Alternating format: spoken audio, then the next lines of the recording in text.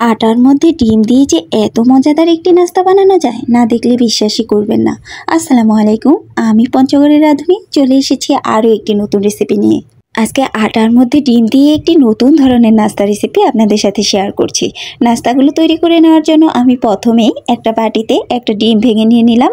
এর মধ্যে দিয়ে দিলাম স্বাদ অনুযায়ী লবণ, আর দিয়ে দিচ্ছি হাফ কাপের মতো চিনি।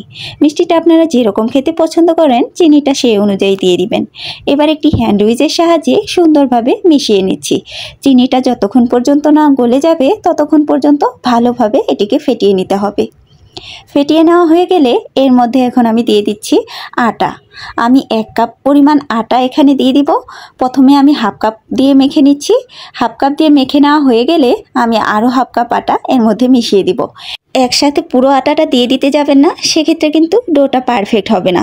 অল্প অল্প করে আটা দিয়ে মেখে নিলেই ডোটা পারফেক্টভাবে তৈরি করে নেওয়া যায়। দেখুন আমার হাফ কাপ দিয়ে মেখে নেওয়া হয়ে গেছে। এবার আমি আরও হাফ কাপ আটা এর মধ্যে দিয়ে দিলাম, দিয়ে সুন্দরভাবে মেখে নিচ্ছি। আপনারা কিন্তু চাইলে আটার পরিবর্তে ময়দা দিয়েও নাস্তাটা তৈরি করে নিতে পারেন, এতে কোনো সমস্যা হবে না। মেখে নেওয়া হয়ে গেলে এর মধ্যে আমি দিয়ে দিচ্ছি 2 টেবিল চামচ পরিমাণ সয়াবিন তেল, দিয়ে আরও সুন্দরভাবে এটিকে মেখে নিচ্ছি। এখানে তেলের পরিবর্তে আপনারা ঘিটা দিয়েও মেখে নিতে পারেন, সেক্ষেত্রে নাস্তাটার ফ্লেভার আরও বেশি সুন্দর হবে। আমার হাতের কাছে ঘি ছিল না, তাই আমি তেল দিয়েই সুন্দরভাবে মেখে নিলাম। দেখুন আমার ডোটা পারফেক্ট হয়ে গেছে। এবার আমি নাস্তাগুলো তৈরি করে দেখিয়ে দিচ্ছি। আর এই ডোটা কিন্তু রেস্টে রাখার কোনো প্রয়োজন নাই, এমনিতেই নাস্তাগুলো তৈরি করে নেওয়া যাবে। আর আপনারা হয়তো দেখেই বুঝতে পারছেন এই ডোটা কিন্তু একেবারে সফট করে তৈরি করা যাবে না, একটু শক্তই রাখতে হবে। এবার আমি এরকম একটা চামচ নিয়ে নিয়েছি। এই চামচের উপরে আমি পিঠার ডিজাইনটা করে নিব। তবে আপনাদের হাতের কাছে যদি এরকম চামচ না থাকে, আপনারা অন্য যে কোনোভাবেই পিঠার ডিজাইনটা করে নিতে পারেন। আর আমি কিভাবে পিঠাগুলো তৈরি করছি এটি কিন্তু বলে বোঝানোর কিচ্ছু নেই, আপনারা দেখলেই অনেক সুন্দরভাবে বুঝতে পারবেন আমি পিঠাগুলো কিভাবে তৈরি করে নিয়েছি।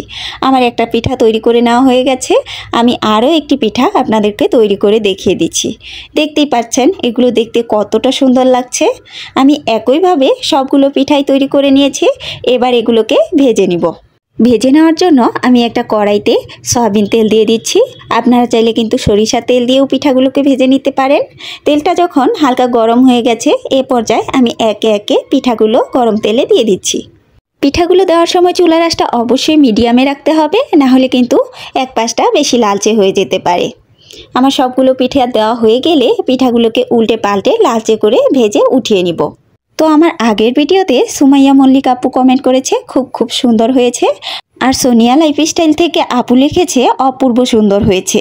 আপনারা যারা কমেন্ট করেছেন সবাইকে অসংখ্য ধন্যবাদ। এভাবেই সবাই আমার পাশে থাকবেন। তো কথা বলতে বলতে আমার পিঠাগুলো কিন্তু ভেজে নেওয়া হয়ে গেছে।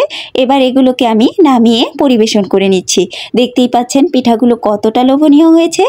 আমার আজকের এই রেসিপিটি যদি আপনাদের কাছে ভালো লাগে তাহলে ভিডিওতে একটা লাইক দিয়ে চ্যানেলটি সাবস্ক্রাইব করে আমার পাশেই থাকবেন, যাতে আমি কোনো নতুন রেসিপি আপলোড দিলে সবার প্রথমে আপনার কাছে পৌঁছে যায়। দেখা হবে আবার কোনো নতুন রেসিপি নিয়ে, সে পর্যন্ত সকলেই অনেক ভালো থাকবেন। আল্লাহ হাফেজ।